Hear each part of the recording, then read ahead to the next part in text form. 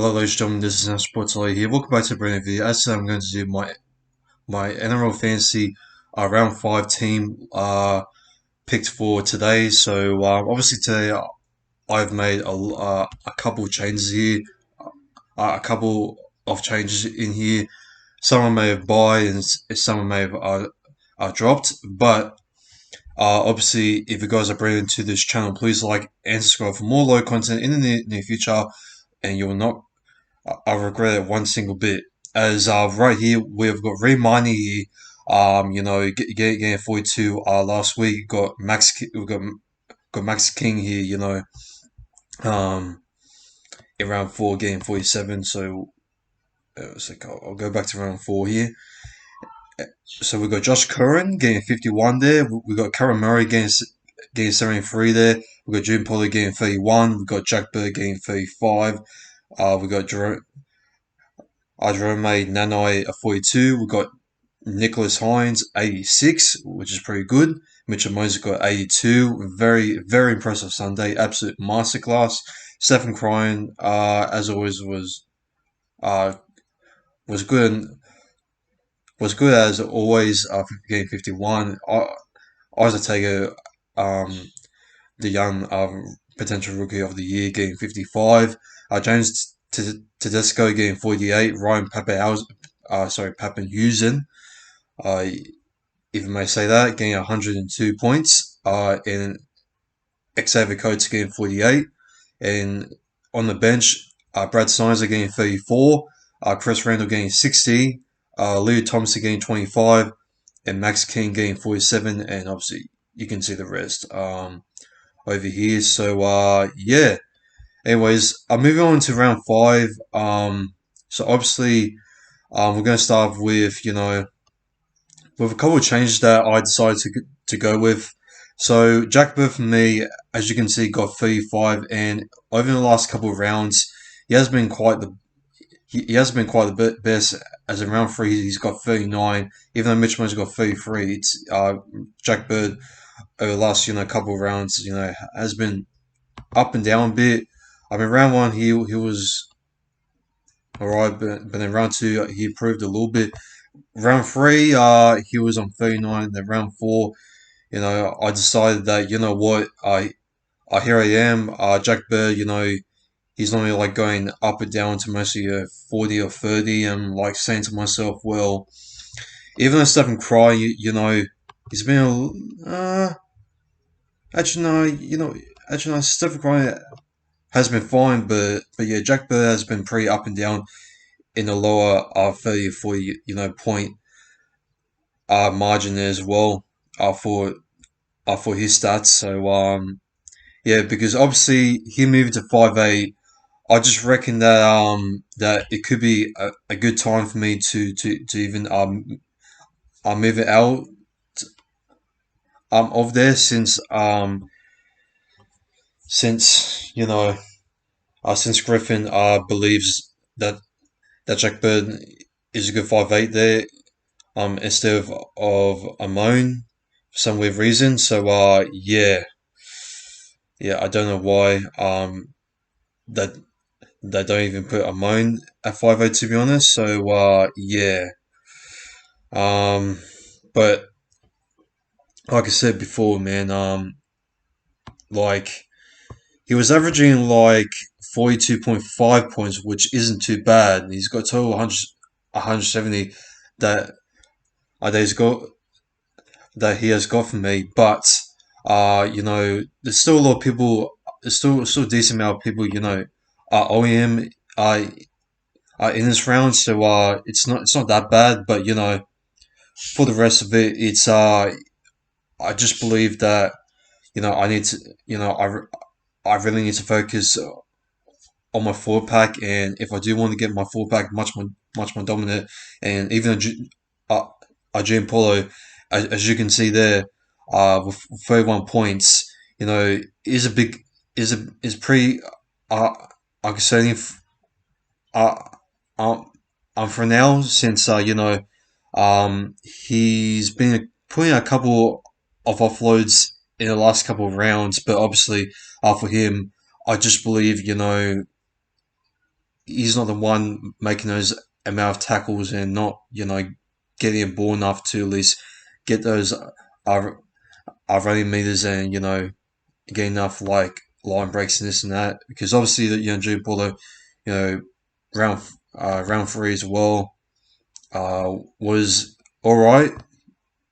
Round 2, he was about he was about the same in round 2 actually. Round 1, he was the same points as what it was in round 5. So yeah, it's a bit of a it's a bit of a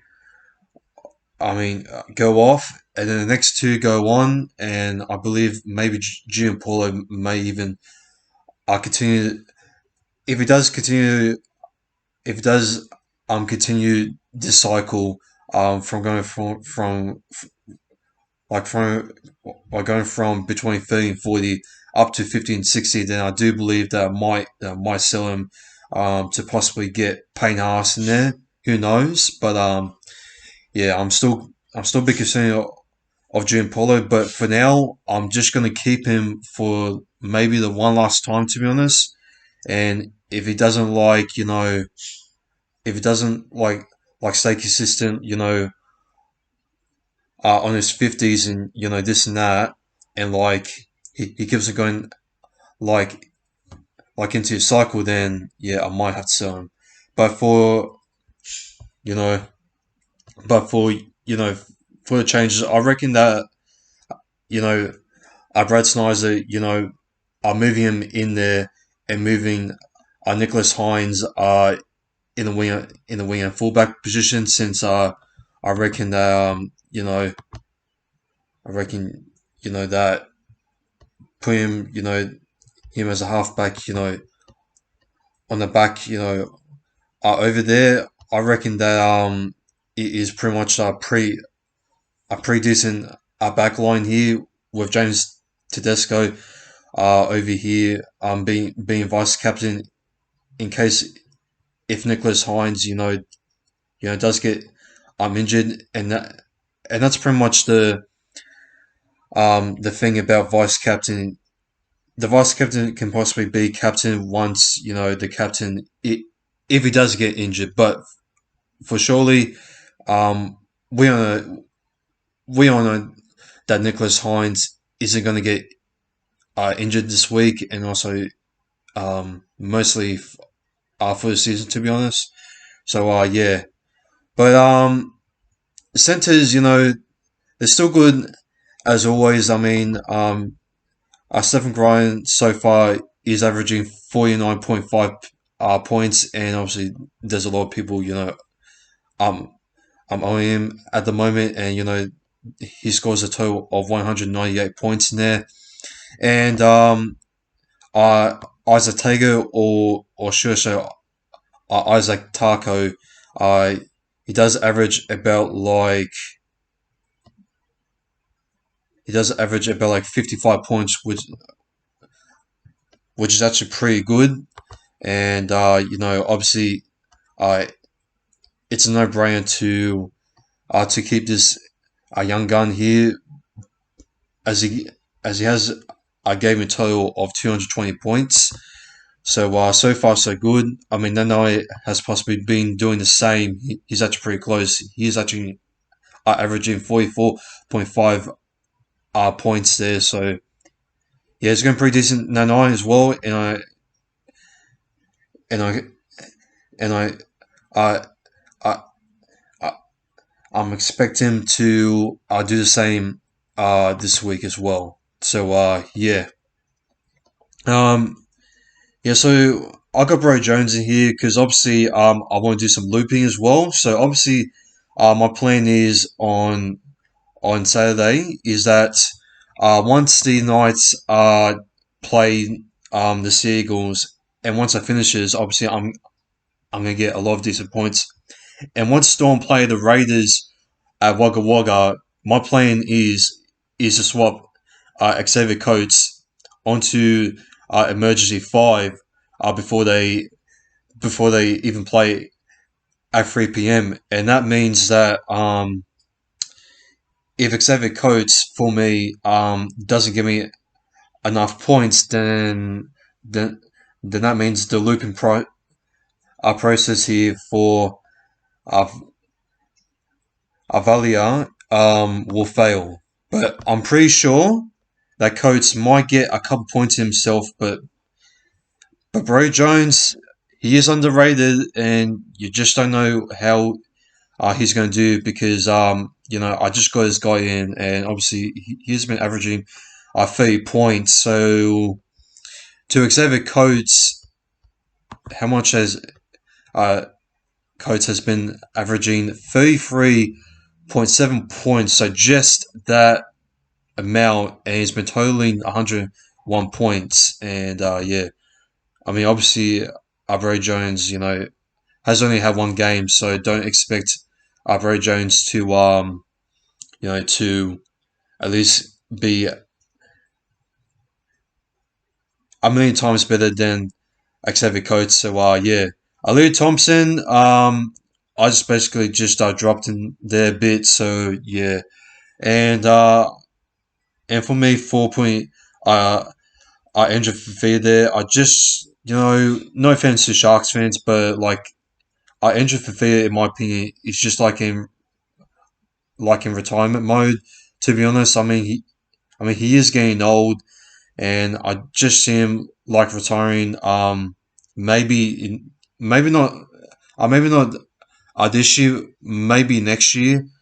Because yeah, I just see him just getting to that times up. At the moment, I do have Elias in there in the bench there because man, I just got a feeling that Lachlan Ilias is improving better every single round, and I do believe he's going to score more and more and more points ahead in the season. Just you wait. This 33 here, I thought Ilias is nothing. All right, I'm telling you right now, he is nothing. He's going to score at the moment. He will soon score like 54 points. Just you watch, bro. Like I got him for man of the match um, against Dragons this week. So I do expect Ilias to at least maybe score 44 points, or maybe even, 48 points. So that is a big call for me, but you know I just see Lachlan uh, uh, Ilias having a lot of potential um in himself this season, bro. Just do not sell um Lachlan I Ilias. Just don't, bro. Just don't sell Ilias. Just don't. All right, because you know Tom out not by much, averaging yeah, but I just see him like improving more. Every single round for me for myself. Tanner May, here's obviously my first ever try scorer against the Canberra Banks and Bulldogs at Combank Stadium on a Sunday, Arvo. And obviously, you can see he's been averaging more than what Steph Cry has been doing actually, and here's in total in round four, scoring against the who they play against. They played who was it? They played. It wasn't the Knights. I'll give you that. It was against the. Oh yeah, oh yeah, oh yeah. It was against the South Sydney brother Rabbitohs there at Bluebird Stadium. So I do see Taylor May do scoring a lot there for my team myself, and I do see like May being a big um threat, for rookie himself, linking up with Isaac Tago there, and yeah man, like he's totally like 114 points. Obviously he hasn't totaled 220 points because he has only had like two games so far this year, and yeah, man, like I'm telling you right now, this guy is not only going to like score you tries, but he's obviously going to get you those line breaks. And I do believe that Taylor May is going to get you those running meters as well, in my opinion. So yeah. Taylor May for me, he's gonna be absolute a superstar for the Parent Panthers. This for this season at the moment at wing without Brian Toho. So yeah, Chris Randall, um, I've moved I've moved up as utility. As you can see, he has scored 202 points. He is averaging 50.5 points, and he's going pretty decent at the moment. Chris Randall for me. So yeah, like I said at the moment, man, I could move. I'm telling May interchange one, but you know, it all depends on like. I mean, I could move him up to to interchange one there if I can, but seeing right here, he has like scored more points, but he's averaging less than what Taylor May is doing right now, which is quite impressive for a winger himself, Taylor May. So yeah, um, I'll I'll keep Chris Randall, you know, in there at the moment, um, with him having more games played than what Taylor May has been doing at the moment, and yeah, alrighty then. You know, anything else in there? Brad Schneider has been averaging more than what has been ever since the last round. Actually, nah. Yeah. Josh Curran, obviously, I'm moving into the edge here because I just had to do something with Josh Curran there, and obviously, I'll move on to Max King here, and the reason why I moved King here is because I had to like somehow get in like in like Josh Curran there, and Max King is possibly the most consistent um a bench player to score consistent um amount of points up in there in the team as well. So yeah, um there's still a lot of people like owning him at the moment. So I do believe that um that Max King is going to go pretty decent. Once again, as he does always in every single rounds. Uh, and yeah, I do see Pepperhausen, scoring the same amount of points as we did against the Curran Banks of Bulldogs. So expect him to score a lot of tries at Saturday afternoon against the Canberra Raiders. So yeah, Cameron Murray, South Sydney had a pretty much a very off game against the Parent Panthers, on Friday night. But I do believe that South Sydney Rebels will bounce back on Saturday against St George. I, I, I, the Dragons. Fuck's sakes, I can't even talk right now.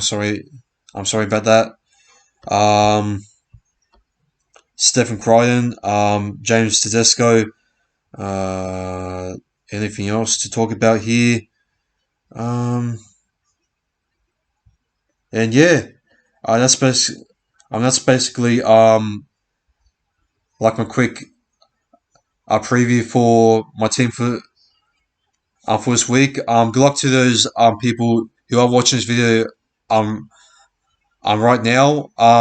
Please make sure you like and subscribe to this channel if you're brand new to this channel. And yeah, I hope you guys are enjoying these fantasy videos. And I know this video has been going on for too long because obviously I gotta like keep I gotta like keep this I'm quick as I go out soon and this and that. So yeah. So anyway, lads, before I get out of here, just a quick reminder, I will be live streaming the tomorrow.